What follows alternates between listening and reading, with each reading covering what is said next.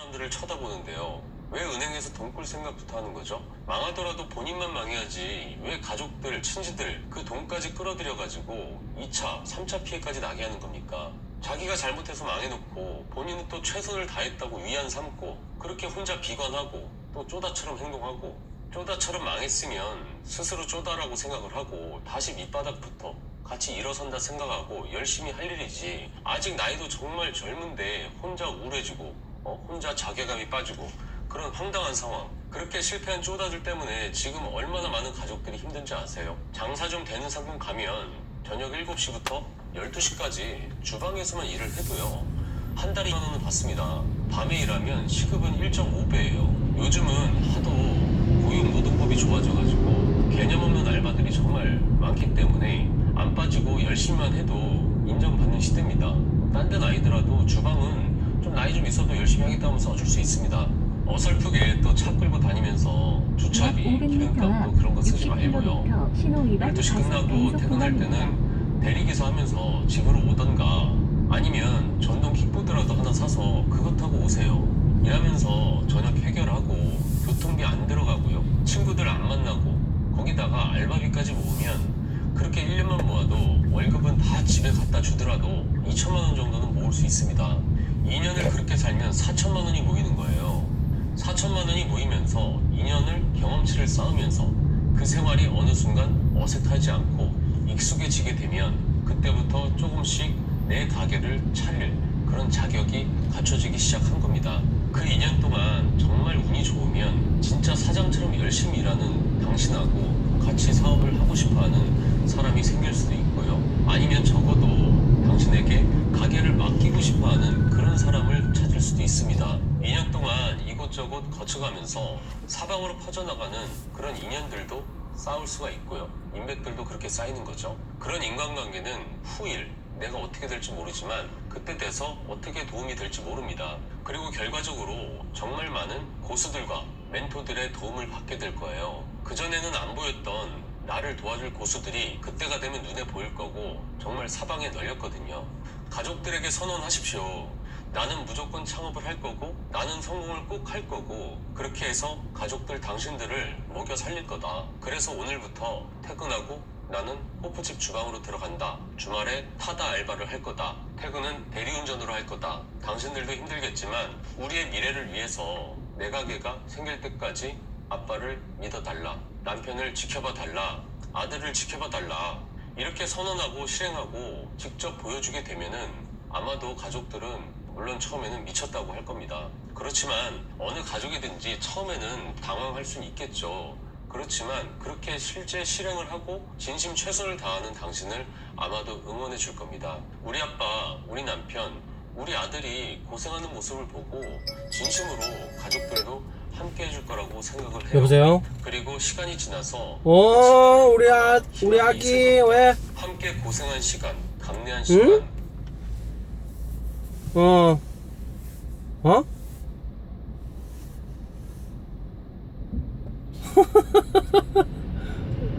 오늘 밤에 성주 갈까? 성주 뭐라?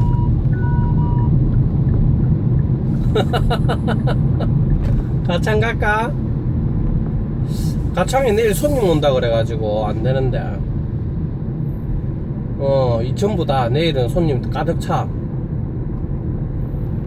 오늘은 집에 오늘 그러면 아빠하고 식당에 가서 뭐 맛있는 거 먹을까?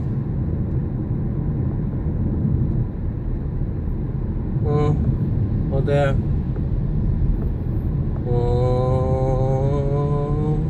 일단은 아빠가 한번 생각해보고 네 학교 마칠 때쯤 전화해. 그럼 아빠 그때 말해줄게. 사랑해.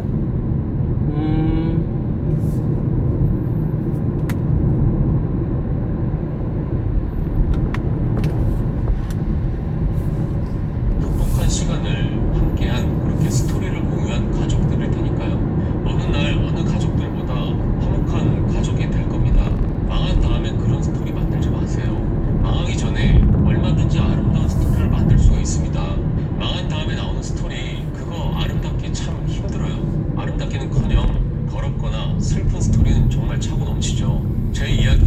제가 오늘 말씀드린 이야기가 어떻게 보면 좀 입구 극단적일 수 영업소를 있습니다. 통과하였습니다. 하지만 직장인에서 안전운전하십시오. 사업가로 바뀌는 일은 생각이 아니라 한 사람의 유전자를 바꾸는 작업이에요. 정말 어려운 작업입니다. 이거는 극단적이라고 생각할 그렇게 시도할 만한 일은 아니란 얘기입니다. 그 어려운 걸 한 번에 하려면 정말 운이 받쳐주지 않는 이상 성공하고 또 유지하기가 힘듭니다. 모쪼록 제가 오늘 찍는 이 영상이 처음 창업을 시작하려는 누군가가 계시다면 그분들에게 조그마한 힌트가 되기를 진심으로 바랍니다. 이상 창술직이었습니다.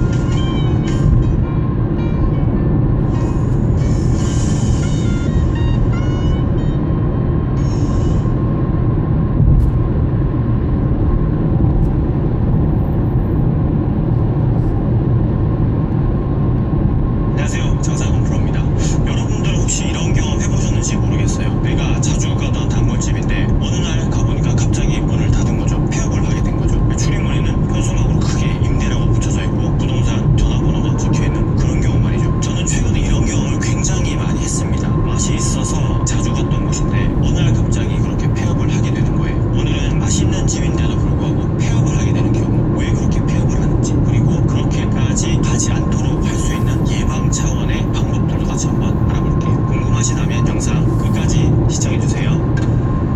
대부분의 사람들은 음식점의 성공 원칙 중에 가장 중요한 게 맛이라고 합니다. 음식점은 음식을 파는 곳이고 손님들은 그 음식을 먹으러 음식점에 가죠. 그래서 맛이 없다면 그 음식점에 가질 않습니다. 맛이 있어야 그 음식점에 가는 겁니다.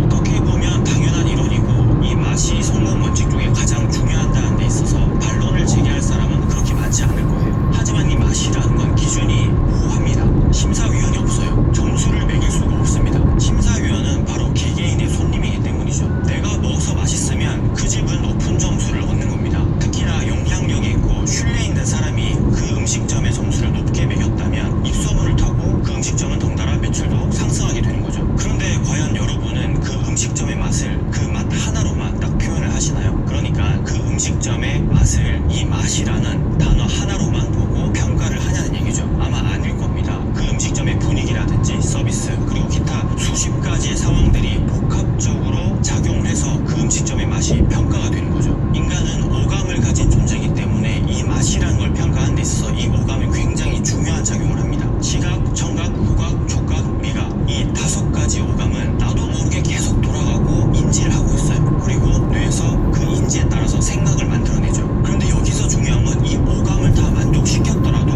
맛이 평가가 절하될 때가 있습니다. 바로 이게 부족하기 때문인데요. 그건 바로 서비스 마인드입니다. 서비스 마인드가 부족하면 어느 순간 손님의 오감을 모조리 파괴시켜버립니다. 이 오감보다 더 강력한 게 생각이기 때문입니다. 생각의 사전적인 의미는 사물을 헤아리고 인식하고 판단하는 작용이라고 나옵니다. 맛있는 집이고 이 오감을 다 만족시키는데도 불구하고 사장님이나 직원들의 서비스 마인드가 결여되어 있다면 이 오감은 나락으로 완전히 떨어져 버릴 수 있게 되는 거죠. 서비스 마인드 관련해서는 사실 인터넷에 굉장히 많이 나와 있습니다. 제가 예전에 올린 이 영상을 보시면 조금 도움이 될 수도 있어요. 그런데 태생적으로 서비스 마인드가 장착이 안 되시는 분들이 있습니다. 그런 분들이 꼭 있어요. 서비스하고는 별개인 사람들이 있습니다. 그런 분들은 그 솜씨를 가지고 전수 창업을 하시든지 아니면 용모 단정하고 친절한 홀 매니저를 채용하셔서 가게를 운영하시면 요금 훨씬 더 잘 되실 겁니다. 950원이 서비스 마인드를 결제되었습니다. 장착하시기 전까지는 꼭 그렇게 하셔야 됩니다.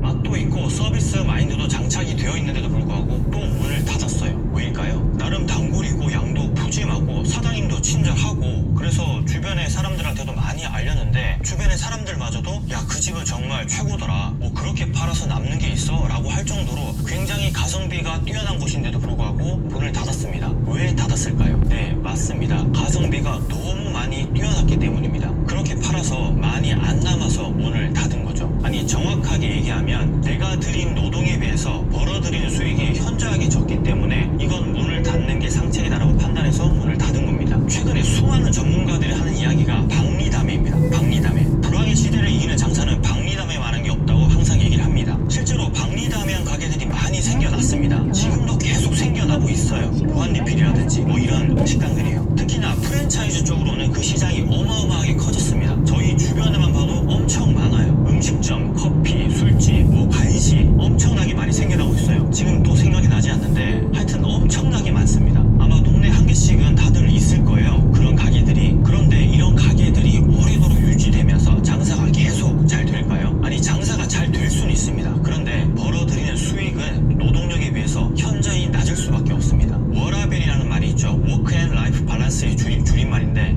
영어를 하니까 이게 말이 잘 안 되네요. 워크 앤 라이프 밸런스의 줄임말인데 일과 삶의 균형을 뜻하는 겁니다. 박리담회식의 장사는 사람을 굉장히 지치게 합니다. 대부분의 박리담회 형식의 가게들이 노동력이 몇 배는 더 많이 들어가기 때문이죠. 저렴하니까 손님이 많이 오기 때문에 직원도 그만큼 써야 됩니다. 마진이 박하니까 또 많이 팔아야 돼요. 그렇지 않으면 고정비에 쩔쩔 맬 수밖에 없습니다. 이런 가게들의 특성이 한순간에 무너진다는 겁니다. 바로 이 고정비 때문에요. 조금이라도 장사가 안 되는 달이 있으면 심각한 타격을 입는 거예요. 그게 몇 달만 지속되면 버티질 못하고 무너져 버릴 수밖에 없습니다. 박리담회는 멘탈하고도 굉장히 관련이 깊은 가게인데 매달 손님이 많았다가 갑자기 손님이 현저하게 줄어버리는 달이 있으면 엄청나게 초조해집니다. 직원을 당장에 자를 수도 없어요. 그렇다고 임대료를 낮춰달라고 할 수도 없고요. 이 박리담의 운영 전략상 테이블 수도 많습니다. 그만큼 임대료도 조금 더 비싸요. 평수가 넓은 거죠. 앉은 자리에서 돈이 그냥 술술 나갑니다. 그러다가 버티질 못하는 거죠. 가장 최악의 케이스는 간식형 프랜차이즈식 박리담입니다. 본사에서 모든 걸 다 만들어서 납품하면 우리는 팔기만 하면 되는 그런 구조로 되어 있어요.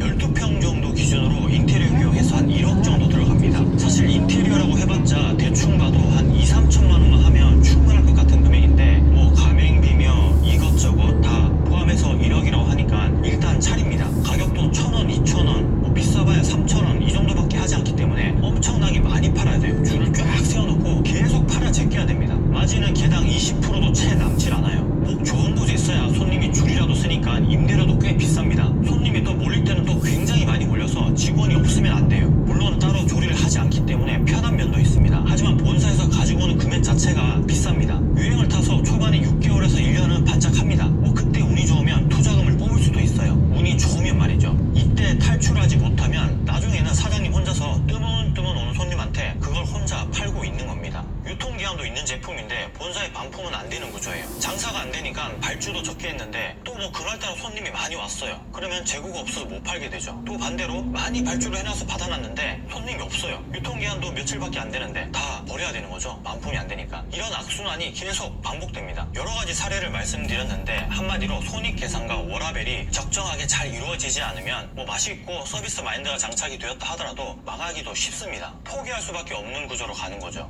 많이 파는 것 같은데 세금 내고 뭐 이것저것 하다 보니까 남는 게 없다라고 하는 사장님들이 겪는 사례예요. 이런 분들은 손익계산을 철저히 해야 됩니다. 전략상 메인 음식은 저렴하게 판매하되 사이드 메뉴라도 구성을 해서 테이블 단가를 올려야 된다는 거죠. 노동 대비 순이익이 어느 정도는 있어야 된다는 겁니다. 위에 이 영상을 참고하시면 조금이나마 도움이 될 수도 있습니다. 뭐 도움이 안 될 수도 있어요. 자, 그럼 맛도 있고 서비스 마인드도 장착이 되어 있어요. 그리고 가격도 어느 정도 이윤이 남을 만큼 책정을 해서 그럴싸한 가게를 차립니다. 그런데도 망합니다. 왜 망할까요? 이유는 우리 가게 존재 여부를 사람들이 모른다는 겁니다. 내가 여기서 장사를 하는지 사람들이 몰라요. 이렇게 맛있고 서비스 마인드도 좋고 가격도 너무 싸지도 너무 비싸지도 않고 적정하게 책정했는데도 불구하고 사람들이 내가 여기서 장사를 하는지 몰라요. 입소문이 나야 되는데 입소문이 날 때까지 버티다가 버티질 못해서 망해 나가는 겁니다. 자주 가는 가게에 제가 갈 때마다 손님이 없는 가게가 있습니다. 물론 한두 번 갔을 때 손님이 없으면 아, 내가 손님이 없는 시간에 왔구나 라고 느낄 텐데 자주 그랬습니다. 매번 갈 때마다. 그런데 맛도 있고 사장님도 친절해요. 그리고 가격도 어느 정도 적당하기 때문에 제가 자주 갔습니다. 그런데 항상 보면 손님이 없어요. 이 집은 조금만 노력을 하면 정말 장사가 잘 될 것 같은데 안타까운 생각이 들 때가 있어요. 심지어 제 친구는 그 가게가 오픈한지도 모르고 있었습니다. 뭐 한 3-4명한테 얘기를 해도 그런 가게가 있었냐고 물어볼 정도였어요. 선택과 집중이라는 말이 있죠. 이 선택과 집중을 하지 못하면 내 역량만큼 가게는 커 나갈 수가 없습니다. 우리 가게가 여기에 있다. 맛도 있고 서비스도 괜찮고 가격도 괜찮다. 이런 부분들을 많이 알려야 됩니다. 동네 상권이면 동네 사람들한테 직간접적으로 우리 가게가 이런 자리에서 장사를 하고 있다는 걸 꼭 알려야 되고 번화가나 중심 상권에 그런 가게들이라면 뭐 SNS, 블로그, 페이스북, 인스타, 유튜브 요즘 많잖아요. 그런 데라도 광고를 해야 된다는 거죠. 입소문이 나면 괜찮아지겠지 하고 생각하면 그 시간이 꽤 오래 걸립니다. 요즘에는 수많은 가게들이 오픈하고 또 폐업을 하고 또 다시 바뀌고 주인도 바뀌고 옆 가게도 없어졌다가 새로 생겼다가 이런 시국이기 때문에 입소문이 날 때까지 기다리면 안 돼요. 내가 먼저 발벗고 나서야 됩니다. 손님의 반응은 한 10템포 느립니다. 우리 가게가 있는지도 모르는 사람들이 태반인데 어떻게 우리 가게를 오겠어요? 그런데 이런 가게들이 한 번이라도 손님들이 오게 되면 제 방문율이 굉장히 높기 때문에 그때부터는 장사가 잘 됩니다. 그러니까 마케팅을 선택하고 집중해서 계속 꾸준히 해야 된다는 거죠. 간혹 이런 생각을 가지고 계신 사장님들이 있어요. 아, 혹시 광고했다가 갑자기 손님이 엄청 많이 몰리면 너무 힘들어지는 거 아니야? 그래서 난 광고 안 할래. 사장님, 천만의 말씀 만만의 콩떡입니다. 광고 그렇게 한다고 해서 갑자기 손님들이 막 몰아닥치진 않아요. 뭐 음식 가격을 뭐 50%, 60% 할인해서 팔지 않는 이상 말이죠. 그냥 우리 가게가 이런 자리에서 어떤 음식을 팔고 어떤 분위기에서 서비스를 하고 있다라는